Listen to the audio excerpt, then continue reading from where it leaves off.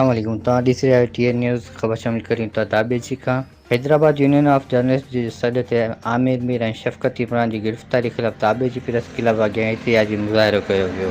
इन मौक़े ते हैदराबाद यूनियन ऑफ जर्नलिस्ट जे मेंबर ધાબेजي प्रेस ख़िलाफ़ जो सदर मक़सूद अहमद जोकियो, अमीन फारूकी, शाहिद हुसैन समूह, रोशन भूपाणी, ज़ुल्फ़कार भंड ऐं ॿियनि चयो त हाणे मज़लूम माण्हुनि जो आवाज़ु आला अहवान ताईं पहुचाइण बि ॾोह बणिजी वियो आहे। लाहौर जे साफ़ी आमिर मीर ऐं शफकत इमरान जी गिरफ़्तारी जी मज़म्मत कयूं था। फौरी तौर ते गिरफ़्तार कयलनि खे आज़ादु करे साफ़ियनि सां थींदड़ ज़ुल्म ऐं ज़्यादतियूं बंदि करे खेनि तहफ़्फ़ुज़ फ़राहम कयो वञे। ॿी सूरत में साफ़ियनि ते थींदड़ ज़ुल्म ख़िलाफ़ साफ़ी सरापा एहतजाज थींदा। इन मौक़े ते सैफ़ुल मलिक शाह, सदाम पंवर, वहीद पंवर, अजू बुरकियाणी ऐं ॿिया मौजूदु हुआ।